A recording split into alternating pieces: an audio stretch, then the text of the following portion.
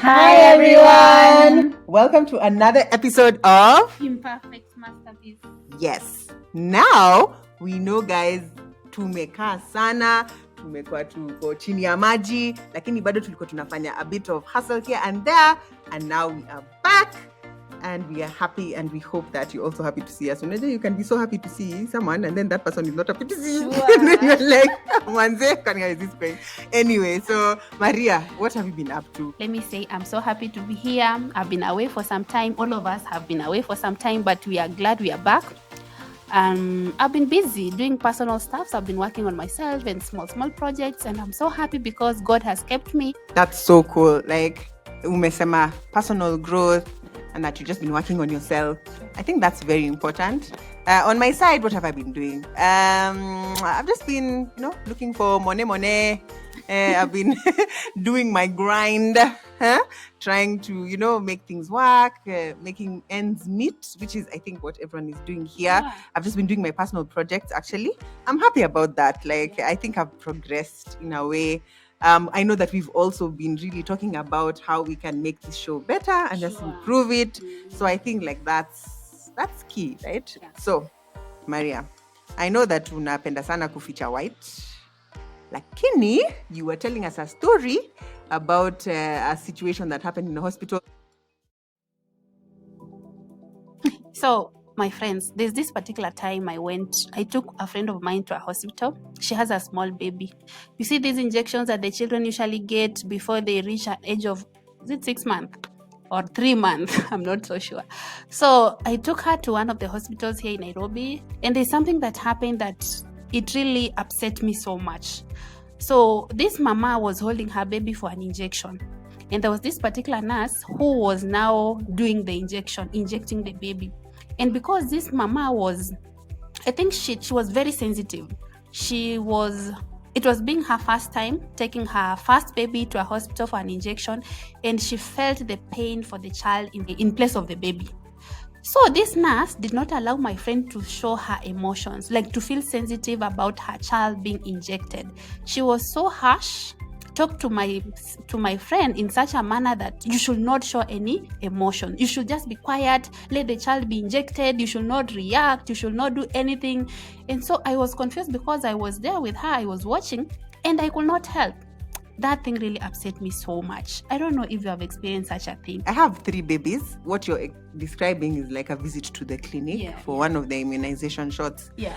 So yeah, like in the hospitals that I went to, the nurses seemed pretty humane. They were human. Okay. Hawakuwa na, makasiriko. They just, like, walikuwa tu wanafanya tu job yao. Okay, of course there's a level of yani, your feeling as a mama, you don't want to see your child akidungwa sindano. You just feel so much pain, but they were not inhumane. Walikuwa tunafanya tu job yao alafu wanasonga. Well, that sounds like it's a case of lack of emotional intelligence on the part of the nurse, because I think it's natural for every mom. If you're taking your baby to the clinic and you're a new mom, even if you're not a new mom, but you don't want your baby to be in pain. So of course, if you see them getting an injection, you'll be screaming on behalf of your baby. So I think the nurse should have, since she was a professional, it's not her first rodeo, she's seen this many times, she should have been able to be in a position to tell this mom, okay, it's not the end of the world, sawa. Itakuwa tu sawa, simumizi, unaona nadunga tu. So she could have been able to pacify the mom so that just to alleviate the fears which are real. But the way you're explaining, she talked to her, ni kama huyo nurse mwenyewe alikuwa tu akona maishu zake. So ilibidi adili na hizo issues zake, lakini akamtolea huyo mama. I think that is so true, because that is how I felt. Like, you should just talk to someone nicely, explain to them that it is not going to hurt the baby. She will be fine. In fact, we are helping the baby. And I think that those were my feelings. But because I was like in that environment, like a nobody. You see, I'm not a professional nurse. I'm not the parent to the baby. So I was there just watching, and I really felt very disappointed and thought of maybe there could be a better way of helping such parents who are very emotional. Well, before I tell you anything about what I think that we forgot something major. Like, imagine tumekuja tuko watatu, wawili wanajulikana lakini mtu mmoja ako Hello. Okay, since she has decided to go usukani, Yeah. she can take the stage. But before you do, wacha nikupatie introduction. Kadogo. Kadogo tu, Ah, sio ati nyingi, kidogo tu. Yeah. Sema now. Yeah. Guys, today we are so honored to have a guest, Imperfect Masterpiece. That's Yeah. what we're going to call you Yes. for today. Yes, this lady owns her own company. She'll tell you all about it. I'm not going to preempt anything, but she owns her own company. She's a professional life coach. She has been working with teens for more than a decade. Like, she's dedicated her life to just mentoring teens. She has a first degree. She also has a master's degree. Without further ado, Madam, I'm not even going to say your name because, like, I think like you can even say it even better than me. Okay. Self-introduction, please. Wow, after somebody pops you off like that, where to begin? So my name is Harry Vianga, and I guess you can guess that I am the sister of this one over here. And I'm so honored to be part of this podcast. And as she has said, I run my own business. It's called Shuja Rising Consulting, and we are a leadership coaching consultancy. And as the name suggests, we are in the business of helping people become the Shuja that God created them to be. A Shuja is a hero, warrior, brave. We believe that everybody's a Shuja. And so through our products, which is coaching in emotional intelligence, in teamwork, in customer care, especially in organizations, we like going into organizations and just seeing what is wrong with the organization and helping to create a good organizational culture where the staff, they feel that they're able to be creative and just thrive. And also, like she said, I am into youth mentorship. The youth are the leaders of, they're not the leaders of tomorrow, they're the leaders of today. So I want to impact them and just input leadership skills inside them. So I've been doing that for over a decade. I am an author, and the latest book is a children's book called The Little Light Bulb. You can find it on my website, which I am sure they will be kind enough to put a link in their video. Ameshasema yote. Unajua amekupatia order bila kukupatia order. Exactly. Ndio hiyo. So you will find the link down in the description for Harry's website, where you can find her books and other materials that she has. Okay, so that is Harry for us, who is our visitor today on Imperfect Masterpiece. We are so happy, Harry. You are such a lovely person. Thank I you. love this girl so much. So, Harry, you are talking about emotional intelligence, or what we can also say EQ. So, what is this EQ? All right, I guess in simple terms, if we even just use the name itself, emotional intelligence, it is smart feelings. It is being able to deal with your feelings in a smart way. You recognize, what am I feeling? And I be able to master them so that they don't master me. Okay. Yeah, I control them. And then, now that I've understood myself, can I also understand what somebody else is feeling so that I can be able to relate with them in a good way so that we don't collide? So that is like a very easy definition of what emotional intelligence is, just being smart with your feelings. So, I know that this whole conversation started because of the incident that Maria's friend had in the hospital with her baby. So it seems to me like you need to use EQ or emotional intelligence in every sort of sphere. It's not only like in the hospital. I'm guessing you can use it in the office or at work or something like that. So my question now is, like, what qualities show that you have emotional intelligence? There are 4 major areas of emotional intelligence. The first one is self-awareness. That is basically being aware of your emotions. What are you feeling? Is it the right feeling? Why am I feeling it? And then the second area is self-management. Now that I am aware that this is what I am feeling, how do I manage it so that even if I'm expressing it, I express it without screaming, I express it in the right way. And then the next area is social awareness. Now being aware of the emotions of the other people. By the way, why is she crying? And just because I am having a stone face, it doesn't mean I'm bored. In Kenyans, why are you bored? Maybe I'm enjoying myself, So then, if you're like me, that's what you get all the time. And then the last area is social skills. Now that you've mastered the first 3, how do you now use your awareness of yourself, your self-mastery, and awareness of other people's emotions to now manage relationships with other people? How do you talk to them? How do you relate to them despite the age? So when you do this test, emotional intelligence test, they score you.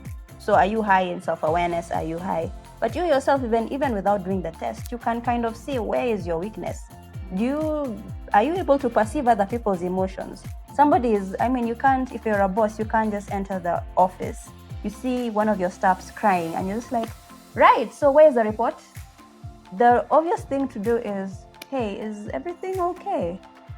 Or it's not okay, so I'm sorry, that report is really needed. Let me give you 10 minutes to compose yourself. Join us for the meeting. You see, that's EQ. Instead of futa machozi, report tuende without even taking the test. Just how do you relate with other people? And are you even aware of your own emotions? Yeah, and it's not to do with personality. I know some personality. Sisi kwa familia wetu tuko hivi. Sisi tuna scream tu. Unajua kwa nyumba yetu ni kushout. Yeah, those are not, I know those are excuses. And yeah, you can be socialized like that. Or maybe your personality, unakasirika haraka.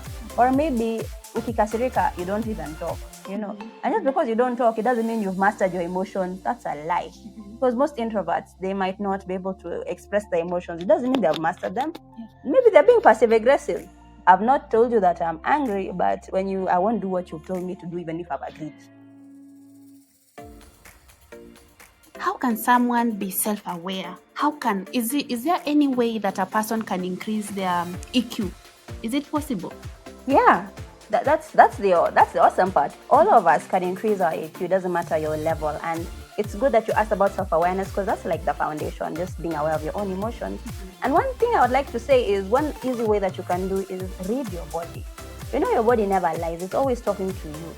So if you enter a boardroom and every time you enter in that boardroom, you're feeling butterflies in your stomach, it is your body telling you that I am uncomfortable.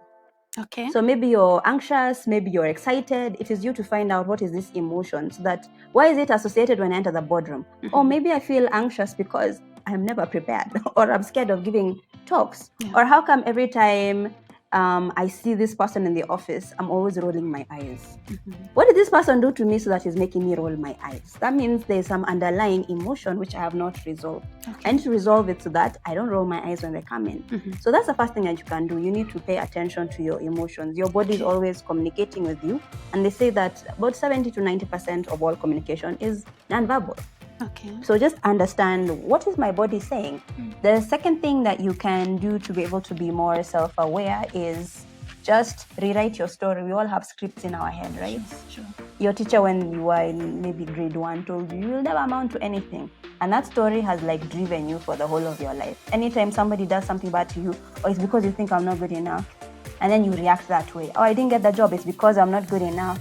So identify that narrative that you have in your head and then rewrite it, because it is driving your whole life story. It is driving your emotions. Your emotions are attacked. So be aware, because sometimes you make decisions based on that, not on your potential. So just be aware and then rewrite that story. Interesting. So you've talked about like just being able to read your body, and then also just rewrite the story that's in your mind, what people have been telling you before, or the labels that you have given yourself or other people have given you that now you are living by, that are not necessarily healthy. For sure, I think I need to read my body more. Yeah, people are always telling me to check my face, like now. Yeah, it never lies. It feels like you've only barely scratched the surface. Like, do you have courses? Like, if one of our watchers here, or our viewers, if they decide or they want to know more, how can they know more? Do you offer courses? Do you like give talks? Like, how can someone just learn more about this? Right. So I actually have the Level Up Emotional Intelligence course. If you're doing it as a group, as a corporate, then it is a 4-session course, 2 hours each. If you're doing it one-on-one basis, then it's 10 sessions, 1 hour each. You can find that on my website. If you'd like me to come and train your team on teamwork, organizational culture, I have a course called The Team.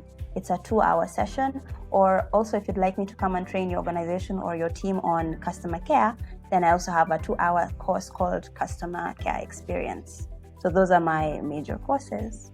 Wow. So you actually have like a school for emotional intelligence, an EQ school sort of ish. I don't know, but I do have workbooks. So well, you see, they are workbooks. School equals workbooks, but it's fine. Yeah. So thank you so much for gracing us.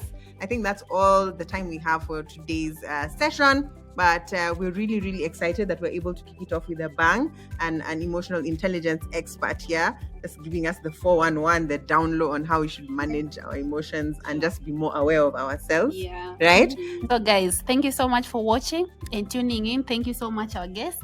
Harry, we love you so much for helping us and helping more people. We appreciate you so much. So guys, until we meet next time, ciao. Ciao.